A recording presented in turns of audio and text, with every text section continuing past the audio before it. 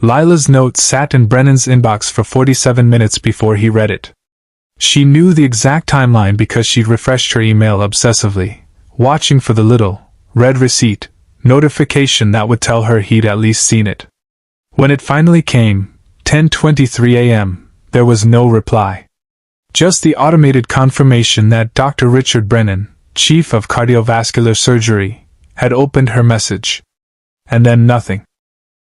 She was restocking supply cart 7 when she heard his voice in the hallway. Monroe has a habit of seeing problems that don't exist. Brennan's tone was that specific flavor of dismissive that doctors reserved for nurses who stepped outside their scope. Last month she flagged a post-op patient for sepsis. Wanted us to run a full blood panel. The patient had a mild fever. Completely normal. What happened? That was Dr. Vance, the new attending from Mount Sinai. Young enough to still ask questions. The fever broke on its own. Exactly as I predicted. A pause. The patient was discharged 2 days later. Lila's hands stilled on the box of gauze she was shelving. She remembered that patient. Remembered the way his skin had felt thin and hot under her fingers during vitals. Remembered the specific quality of his confusion, not post-anesthesia fog, but something sharper, more wrong. She documented it. Flagged it. Been overruled. The patient had been discharged on a Friday. Readmitted by ambulance on Sunday night with necrotizing fasciitis. Lost his leg below the knee. The lawsuit was still pending.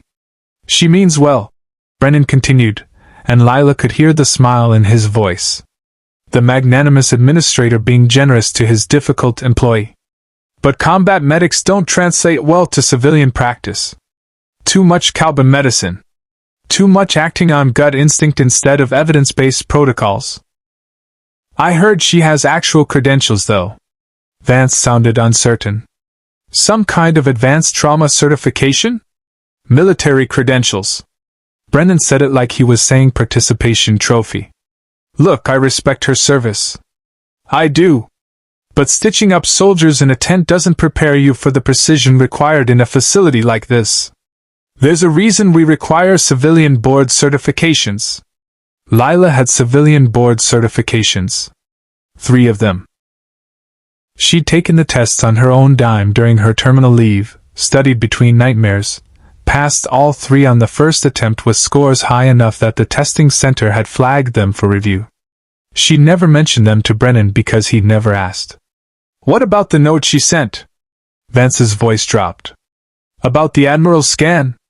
I reviewed the CT myself. Brennan's tone shifted into lecture mode. For bullet wounds, all accounted for. The imaging is completely clear. What she's calling a 5th bullet is artifact scatter from the metal fragments. Basic radiology. First-year medical students learn to identify it. Lila closed her eyes. Counted to 5. Felt her hands start their familiar tremor, the one that made people think she was fragile, unstable, unreliable. The one that kept her ready. So we're proceeding with the original surgical plan? Vance asked. Absolutely. Admiral Sterling is stable, the extraction sites are clean, and he'll be in recovery by tonight. Brennan's footsteps started moving away. I've already submitted my post-op report to the Pentagon liaison. This is going to be textbook. Lila waited until their voices faded. Then she pulled out her phone again, stared at that number she'd sworn she'd never call, and this time she didn't put it away. Line rang twice. Griffin. The voice was rough, familiar, unchanged by 3 years of silence.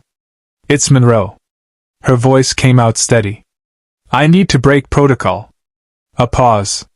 Then, what's the asset? Admiral Marcus Sterling. St. Augustine Memorial, Portland. There's a bullet they missed. Current threat level? He's stable. For now. But if his heart rate spikes, if they do compressions... She stopped. Started again. They won't listen to me, Griffin. And he's going to die if I'm right. Another pause, longer this time. She could hear him thinking, weighing, calculating the cost of trusting her against the cost of being wrong. How sure are you? Lila looked down at her hands. Watch them shake. Certain, she said. We're wheels up in 20. The medevac wasn't supposed to arrive for another 6 hours. Lila was in the supply room, reorganizing the intubation kits that the night shift had demolished, when the building's emergency alert system crackled to life. 3 sharp tones, the pattern that meant incoming trauma, priority 1, ETA under 5 minutes. She was moving before the announcement finished, muscle memory overriding the careful civilian pace she'd cultivated. Down the hall, through the double doors, into the organized chaos of the ER bay where nurses were already scrambling. Multiple GSWs, massive blood loss, patient critical. The charge nurse was reading from her tablet, voice climbing with each word. Jesus Christ, they're saying he coded twice in transit. The doors burst open. Not the smooth pneumatic slide of a normal gurney entry, but a violent breach. 4 paramedics in tactical gear moving like a single organism, the stretcher between them barely touching the ground. Lila saw the blood first. Not the controlled 4 drips and neat bandages of a stable transport, but the kind of saturation that meant someone had been keeping him alive through sheer force of will.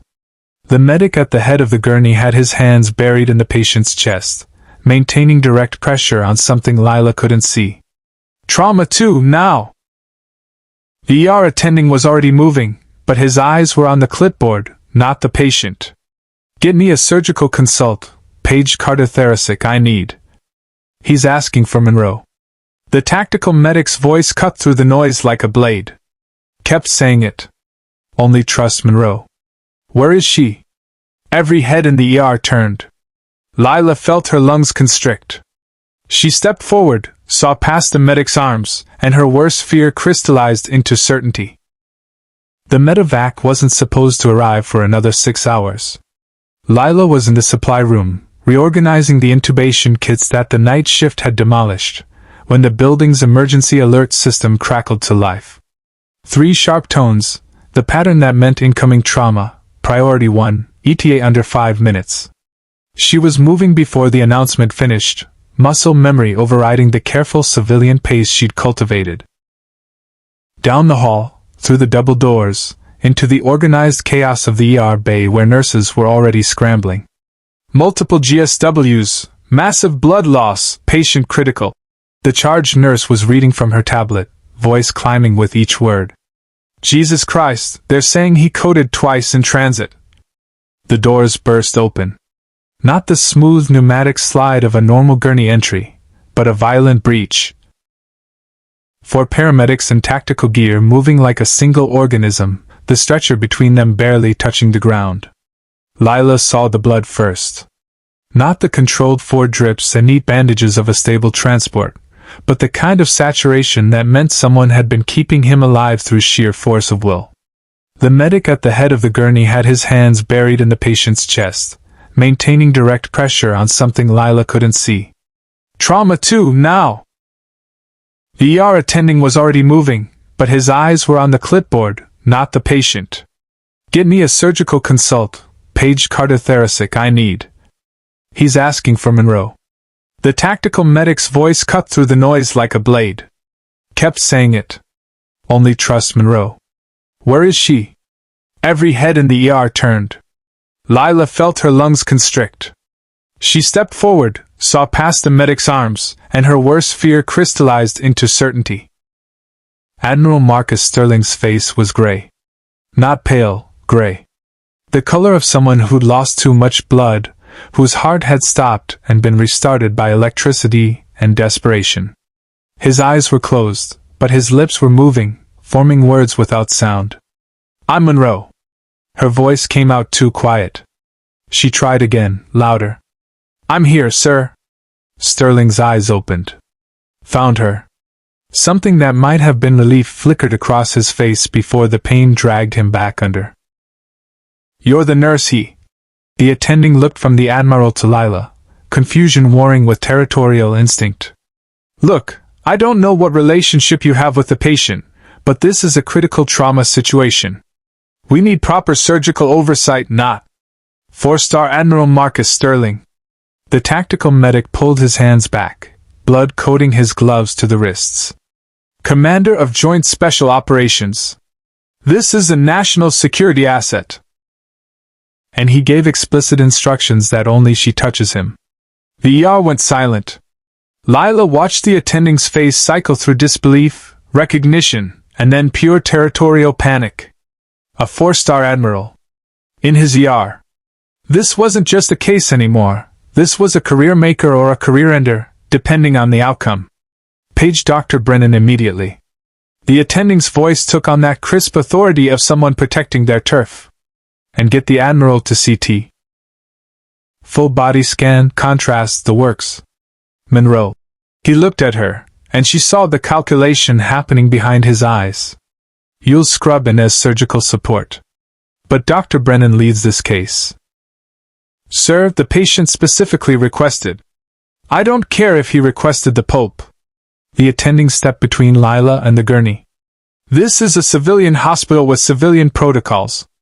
Dr. Brennan is chief of cardiovascular surgery. He handles all critical cases involving national security personnel. Lila's hands started shaking. Not the ready tremor this time, the kind that came from rage held behind her teeth. Through the chaos of nurses hooking up monitors and prepping the gurney for transport, Sterling's hand moved.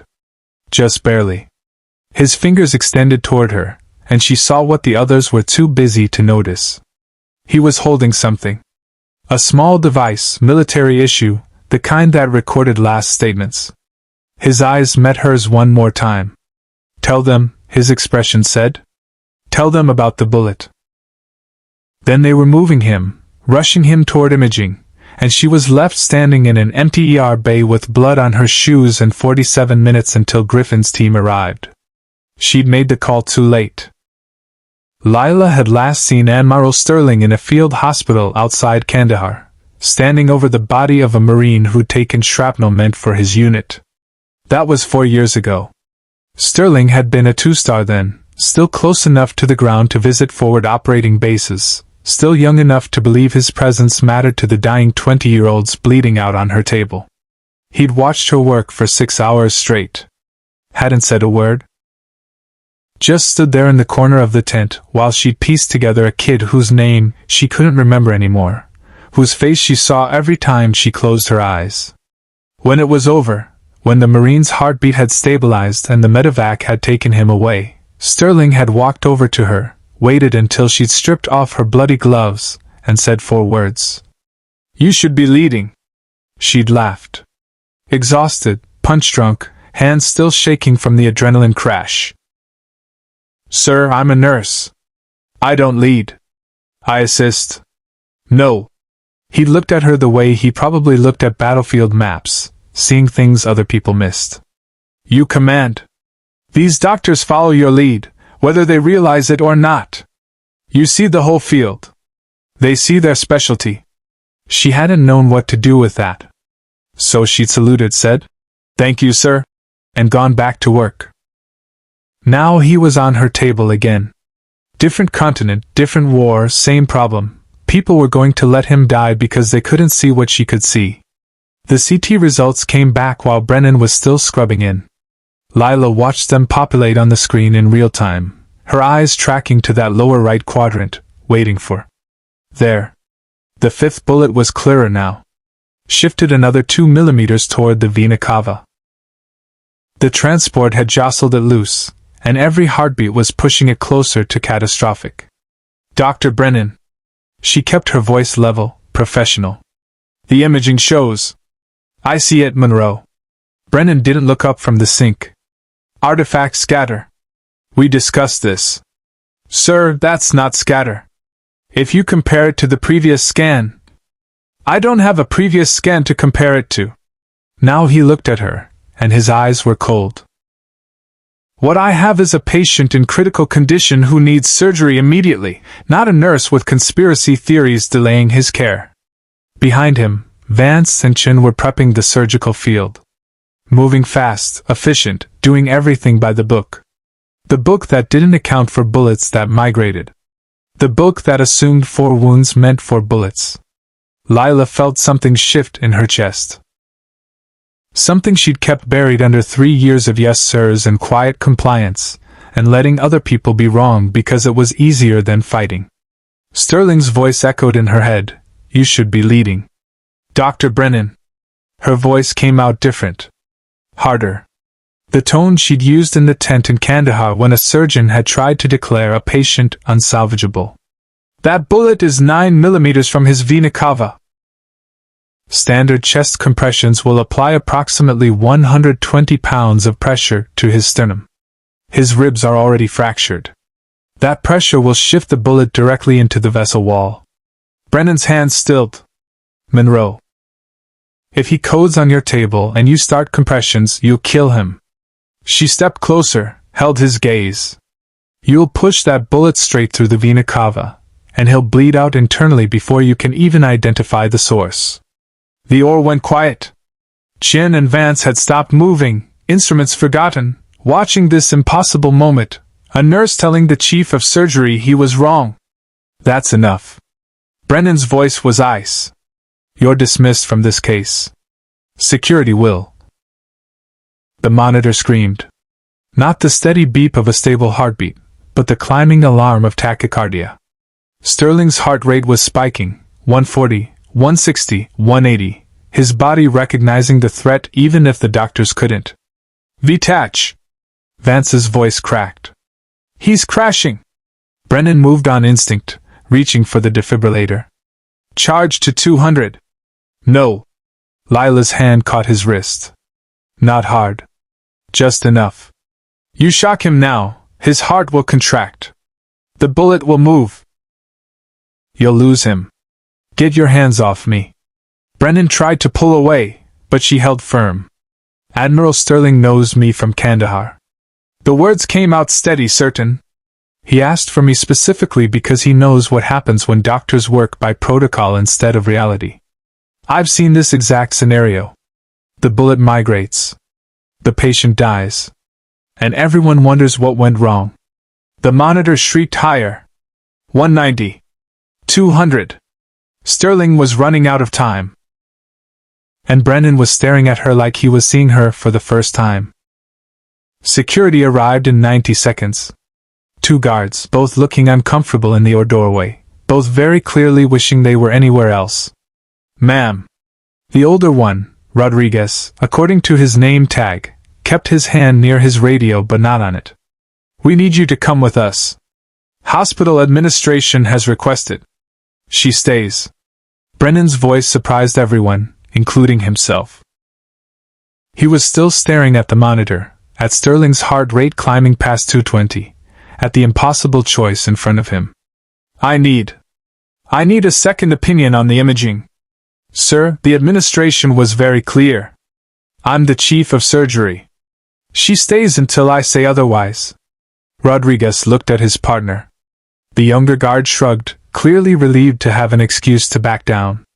They retreated to the hallway, radios crackling with updates to whoever had sent them. Lila released Brennan's wrist. Pull up the comparison scans. Layer them. You'll see the migration pattern. Vance was already moving, fingers flying across the imaging console. 2 scans appeared side by side, the field hospital CT and the current one. He overlaid them, adjusted the contrast, and then went very still. Jesus Christ! His voice was barely a whisper. It moved 4 millimeters in 6 hours. Charge the defibrillator anyway. Lila was already calculating, running through scenarios. But we're not using it for cardioversion. We need it ready for when we have to restart him manually. When we... Chen's face had gone pale. You're saying he's going to code? I'm saying his body is rejecting the stress load. Detach is the warning sign. Full arrest is coming. She looked at Brennan. We have maybe 3 minutes to prep for a controlled crash instead of a catastrophic one. Monitor hit 240. Brennan's hands were shaking now. Not the ready tremor that kept Lila sharp, but the kind that came from a man realizing he was out of his depth and people were watching. What do you need? His voice had lost its authority, replaced by something rawer. Fear, maybe? Or the first crack of humility. Ultrasound guidance, A vascular clamp, and someone who can hold pressure on the bullet site while we... The east entrance exploded. The sound was unmistakable. Breacher charges, precisely placed, designed to blow doors without bringing down walls. Lila had heard that exact percussion pattern 100 times. It meant professionals. It meant speed. It meant Griffin had made better time than she'd expected. The lights flickered. Emergency protocols kicked in, bathing the ore in red backup lighting. What the hell? Brennan spun toward the door. The hospital's PA system crackled. Then a voice, calm and absolutely devoid of emotion. This is a federal security operation. All personnel are to remain in current positions. Do not attempt to interfere. Do not attempt to evacuate. Federal? Vance's voice climbed an octave. What federal? The ore doors slammed open. 12 operators in full tactical gear materialized like they'd been summoned. Rifles at low ready, night vision pushed up, moving with the fluid precision of people who'd done this exact breach 1,000 times. The point man's eyes found Lila immediately. Guardian Angel? She nodded once. Perimeter secure. You're clear to operate. He shifted his gaze to Brennan, to the security guards frozen in the hallway, to the surgical team standing with instruments forgotten in their hands. Anyone interferes, they're detained. Anyone tries to remove her from this room, they're restrained. Are we clear? Brennan's mouth opened. Closed. No sound came out. I asked if we're clear. The operator's voice didn't rise. Didn't need to. Clear. Brennan managed. Good. The point man touched his comm. Viper 1 to command. Asset located, Guardian Angel in position, or is ours. Beginning security sweep of the floor. 6 operators peeled off, disappearing into the hallway. The remaining 6 took positions around the ore, 2 at the door, 2 flanking the surgical table, 2 watching the observation windows. Rodriguez's radio squawked. Security to Ore 4, what's your status? Tell them you're handling it. The point man's tone made it clear this wasn't a suggestion. Rodriguez lifted his radio with shaking hands. Ore 4 secure. Situation under control. No backup needed. The monitor screamed louder. Sterling's heart rate hit 260. Lila stepped to the table, her hands suddenly rock steady. We're out of time.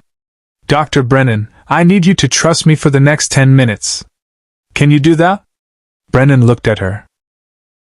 At the operators. At Sterling's dying body. What do you need? Stop his heart, Lila said. Before it stops itself. Hospital administrator arrived with a lawyer and 6 more security guards. Dr. Patricia Kovacs had run St. Augustine Memorial for 12 years with an iron fist wrapped in bureaucratic velvet. She'd survived budget cuts, Medicare audits, and 3 malpractice scandals. She was not accustomed to being told no. She was about to get very accustomed to it. This is a civilian medical facility operating under Oregon state law. Her voice carried down the hallway, sharp enough to cut glass. I don't care what agency you represent. You have no authority to. The operator blocking her path didn't move. Didn't speak. Just stood there like a wall made of Kevlar and quiet certainty. Did you hear me? I'm ordering you to stand down and identify yourself immediately, or I'll have the Portland police. Ma'am. The point man, his name taped red Griffin, stepped into view. This facility is temporarily under federal jurisdiction per Executive Order 12333. Your authority here is suspended. You can file a complaint through appropriate channels after the operation concludes. Executive Order. Kovacs's face went crimson. You can't just invoke national security to take over a hospital. We didn't take over the hospital. Griffin's tone was conversational, almost friendly. Just this floor. Your other patients are fine. Your staff can continue normal operations. But Ore 4 and everything within a 50-meter radius is now a secure federal site. Inside the ore, Lila had her hands on Sterling's chest, feeling the chaotic flutter of a heart trying to tear itself apart. Adenosine, 6 milligrams. She didn't look up. We're going to chemically stop his heart, stabilize the bullet, then restart him in a controlled environment. That's... Chen started. Insane? Lila's voice was steady. Yes. Also our only option. Dr. Brennan, I need you on ultrasound. Vance, prep the crash cart. Chen, you're going to maintain manual pressure on the bullet site once we visualize it. Brennan had gone very quiet. The kind of quiet that meant he was either about to shut down completely or actually start listening. I've never done a voluntary cardiac arrest outside of bypass surgery. I've done it 4 times in field conditions. Lila met his eyes. Once with a bullet exactly like this one. The patient lived. Trust the process. In the hallway, Kovacs was escalating. I'm calling the governor. I'm calling the FBI. This is illegal seizure of... The asset asked for Guardian Angel specifically. Griffin's patience sounded infinite, which meant it was about 3 seconds from running out. He's a 4-star admiral with operational knowledge of ongoing classified missions. If he dies because your staff delayed appropriate care, that's a national security breach. You want to explain that to the Senate Armed Services Committee? The lawyer whispered something in Kovacs's ear. Her face went from crimson to chalk white. Form up. Griffin's command was quiet, but 6 operators moved instantly, creating a diamond formation around the surgical table. Lila at the center, Brennan and the surgical team inside the perimeter, everyone else firmly outside. New rules, Griffin announced to the room. No one enters without Guardian Angel's authorization. No one touches the patient without her direct supervision. Medical decisions go through her, not administration, not legal, not the chief of surgery unless she delegates. Questions?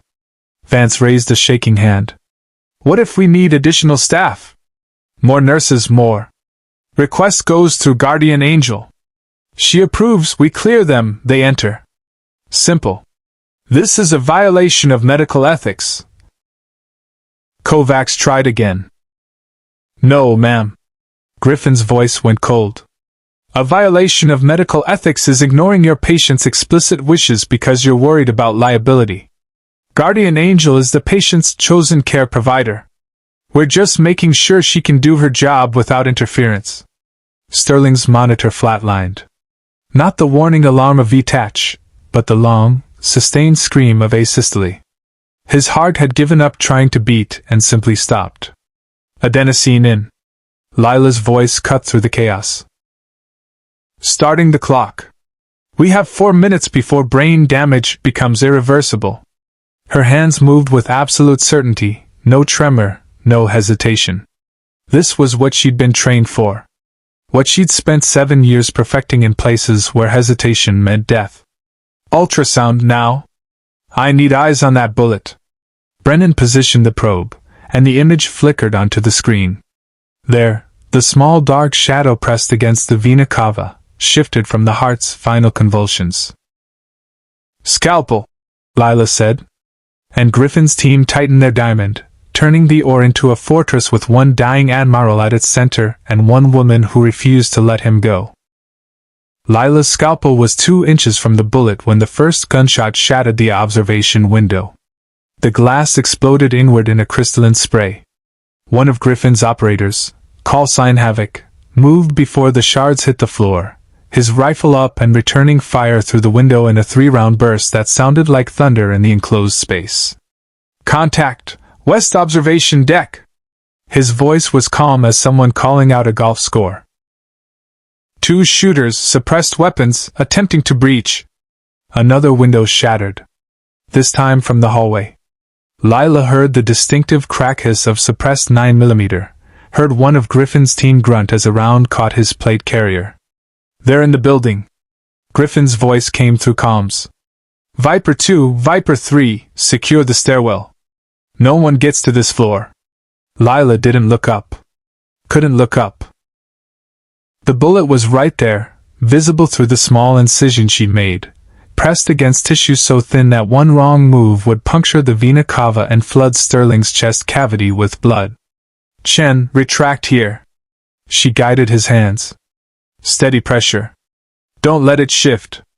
They're shooting at us. Chen's voice was climbing toward panic. There are people shooting.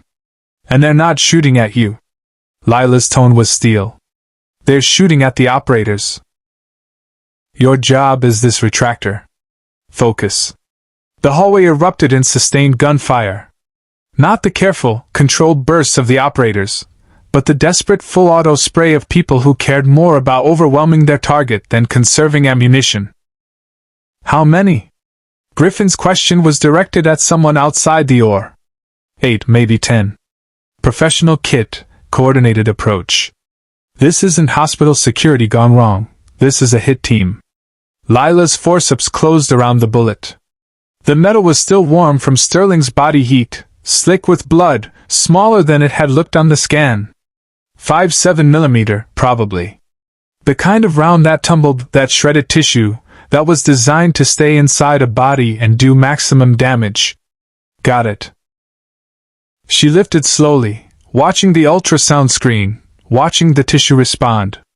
The bullet had created a small divot in the vessel wall, not a puncture, not yet, but close enough that she could see the pulsing blood beneath the membrane. An explosion rocked the building. Not close, maybe 2 floors down, but strong enough to shake the lights. Viper 3, report. Griffin's voice had an edge now. Stairwell is compromised. They brought breaching charges. We're falling back to our perimeter. That meant the operators were being pushed. Meant whoever had sent this hit team had sent enough bodies to overwhelm a special forces unit. Meant they really wanted Sterling dead. Dr. Brennan. Lila dropped the bullet into a specimen tray with a wet clink. I need you to close this incision while I repair the vessel wall. Can you do that? Brennan's hands were shaking worse than hers had ever been, but he nodded.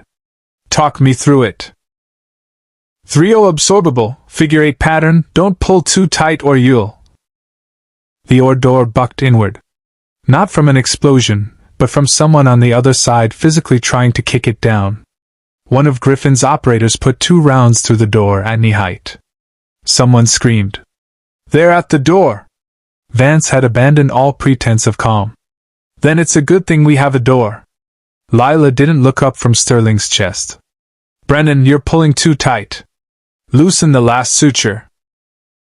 Gunfire in the hallway was constant now, a rolling thunder punctuated by shouted commands and the crash of something heavy, a gurney, maybe, or a body, hitting the floor. Guardian Angel! Griffin's voice in her ear, transmitted through the operator standing 2 feet behind her. We can hold them for maybe 5 minutes. How long do you need? Lila studied Sterling's chest. The incision was clean, the bullet was out, but the vessel wall was compromised. She needed to reinforce it, needed to ensure it wouldn't rupture when they restarted his heart, needed to. 3 minutes, she said. You've got 4. A pause. After that, we're evacuating you and the asset whether the surgery's done or not. The lights went out. Not flickered, died completely. Emergency lighting kicked in 2 seconds later, bathing everything in dim red, turning the OR into something from a nightmare. They cut building power. Griffin's voice was still calm. Still steady. Backup generators are online. You're good to continue. Lila's hands didn't shake. Not even a little. Needle driver, she said. And someone get me more light. Backup generators died 40 seconds later. This time the darkness was absolute. The kind of black that only existed in windowless rooms designed to keep out every photon of outside light. Lila heard Chen's breathing accelerate toward hyperventilation, heard instruments clatter as Vance fumbled in the dark. Flashlights, now. Griffin's command was immediate. Diamond formation holds. Guardian Angel gets primary illumination. 4 tactical lights snapped on, converging on the surgical field. The beams were harsh, creating stark shadows that made depth perception a nightmare, but Lila had worked in worse. Had performed a thoracotomy in a sandstorm once, using a pen light held between her teeth. They're killing the generators systematically. The operator behind her, his name taped Red Santos, kept his light steady on Sterling's chest. Professional work. They know the building layout. How many breaches? Griffin's voice came from the hallway now, not Calm's. He'd fallen back to the OR entrance. 3 confirmed. Stairwell, service elevator, and they just blew the loading dock. We're down to 6 shooters against at least 15 hostiles. Lila's needle pierced the vessel wall, drawing the suture through with microscopic precision. The red emergency lighting combined with the tactical flashlights turned Sterling's blood almost black. Brennan, angle your light higher. I can't see the... Gunfire erupted directly outside the OR. So close that she felt the vibration through the floor, heard the specific metallic ping of rounds hitting the reinforced door. They're pushing hard. One of Griffin's team, she thought it was Havoc, emptied a magazine, the brass casings ringing as they hit the tile. Reloading! Viper 4 collapsed to OR entrance. We're consolidating the perimeter. Griffin's tactical mind was adapting in real time. Guardian Angel, give me a number. How long?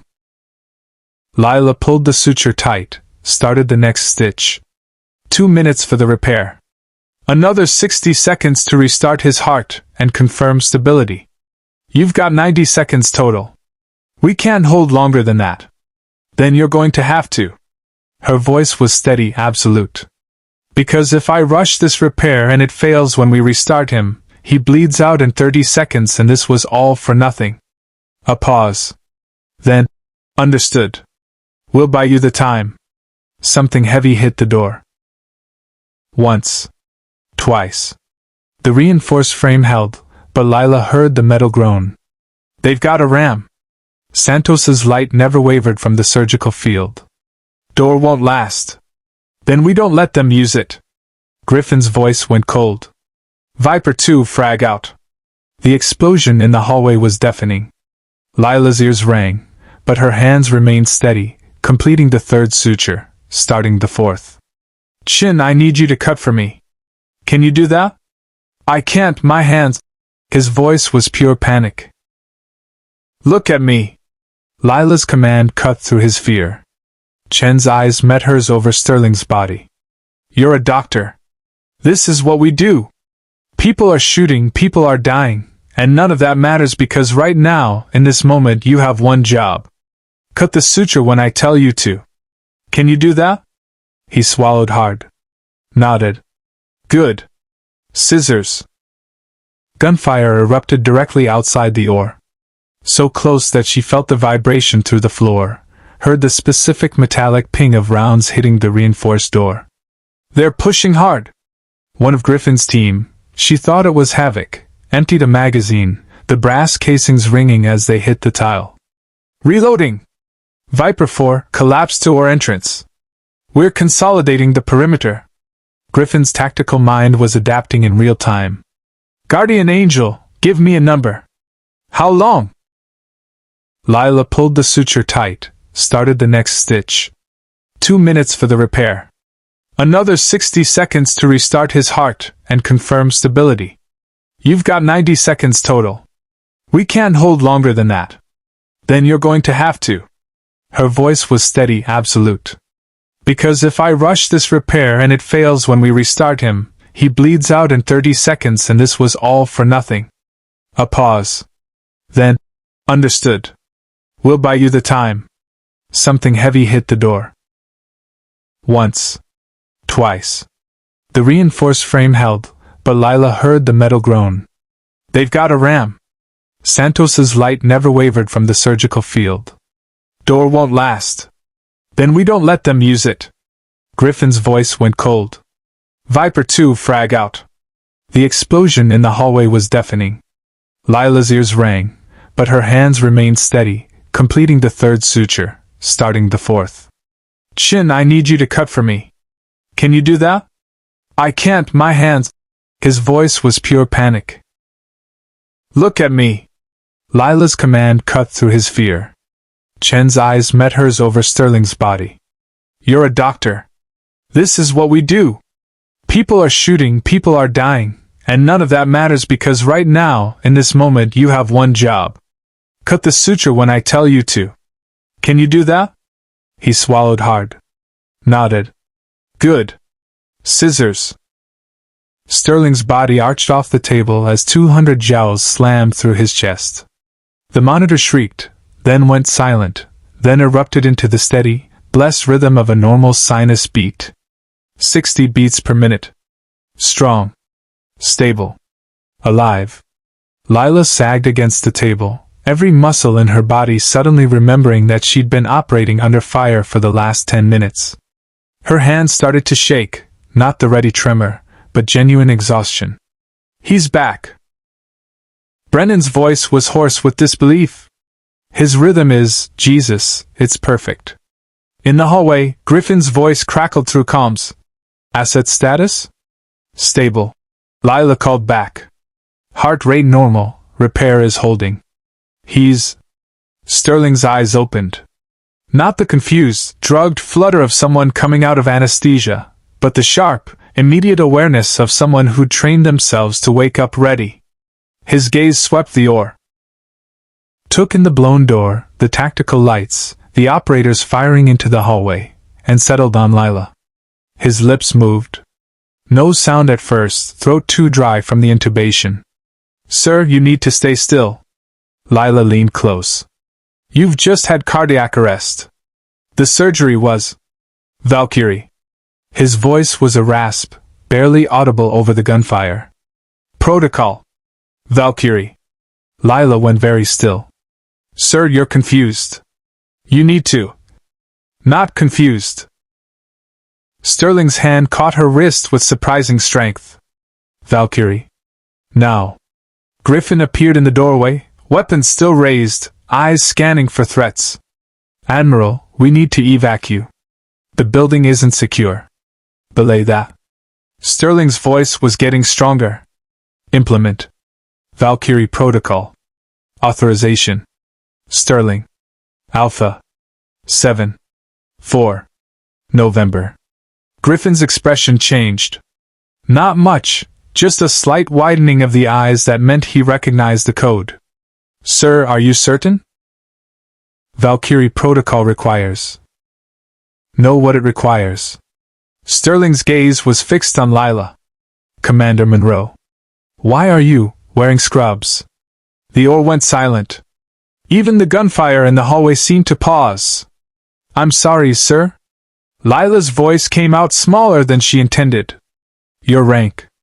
Sterling pushed himself up on his elbows despite Brennan's protests. Commander. United States Navy. Medical Corps. Why are you dressed as civilian staff? Brennan made a strangled sound. Commander? She didn't tell you? Sterling's laugh turned into a cough.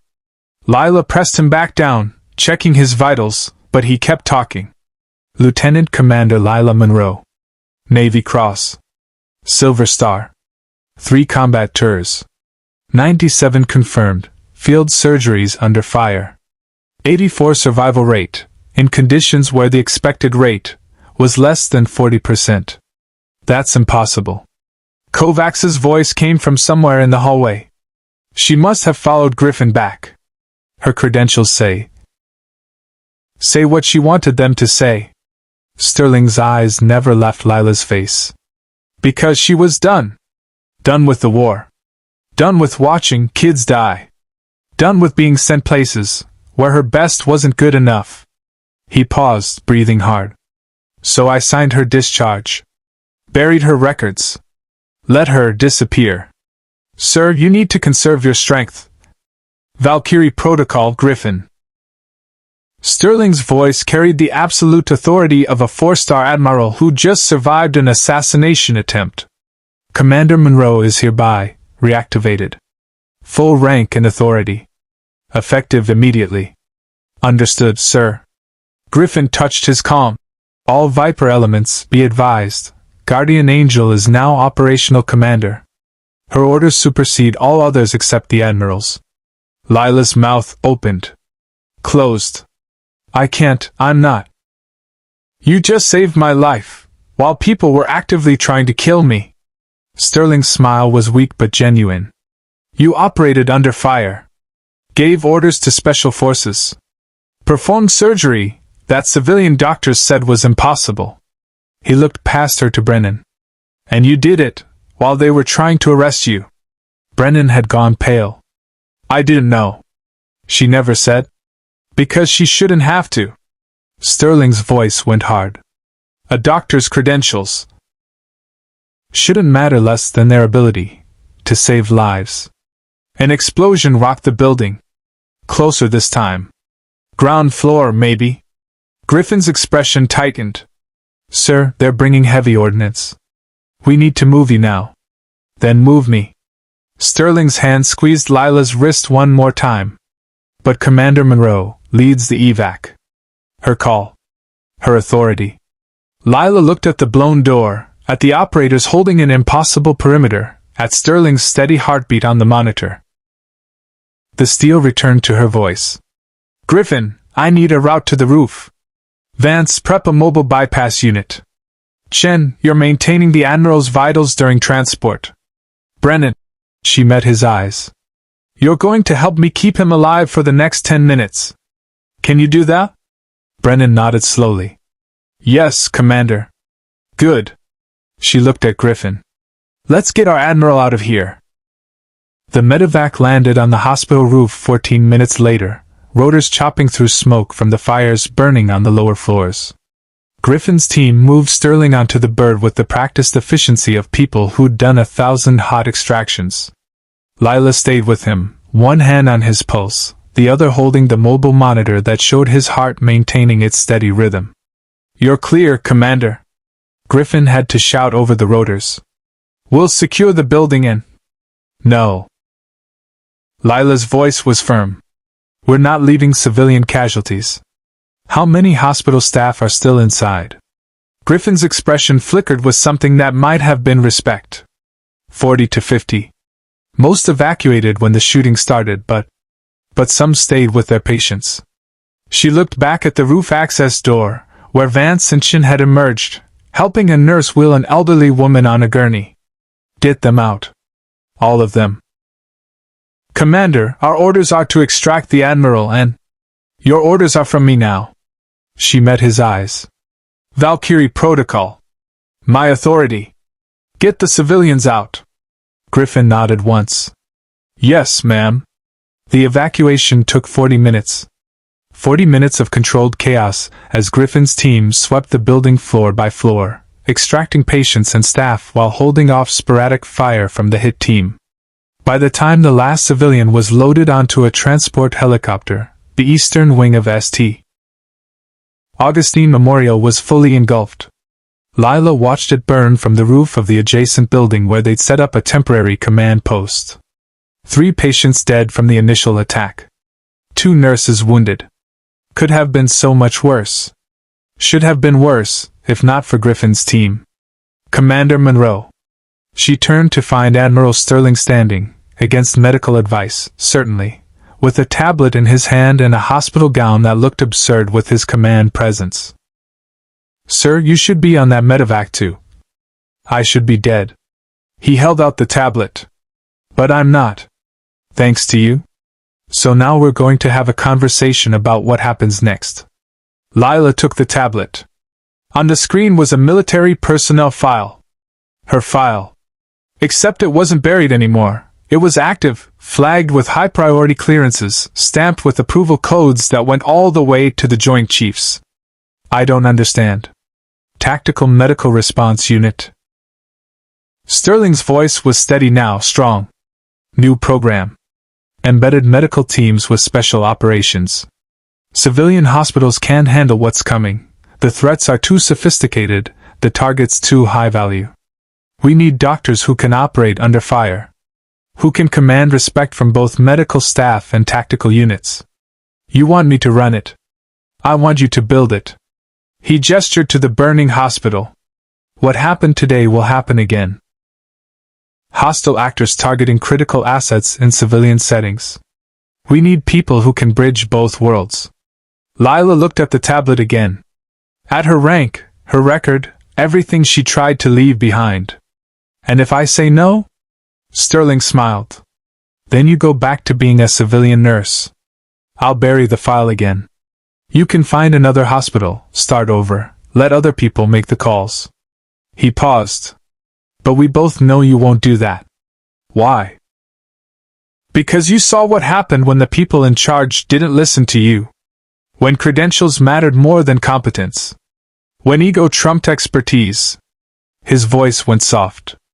How many Admiral Sterlings are going to die because there's no one like you there to save them? Movement at the roof access caught her attention. Brennan emerged, escorted by 2 operators. He looked smaller somehow, diminished. His eyes found hers across the rooftop. Commander Monroe. He approached slowly, like someone walking to their execution. I owe you an apology. Several apologies. I should have listened. Should have trusted your assessment. Should have. You should have treated me like a colleague instead of a liability. Lila's voice wasn't cruel, just factual. But you're a good surgeon, Dr. Brennan. You just forgot that medicine isn't about hierarchy. It's about the patient. I know that now. He looked at the burning hospital. For what it's worth, I submitted my resignation to the board. Effective immediately. Resignation denied. Sterling's voice cut through. You're being transferred.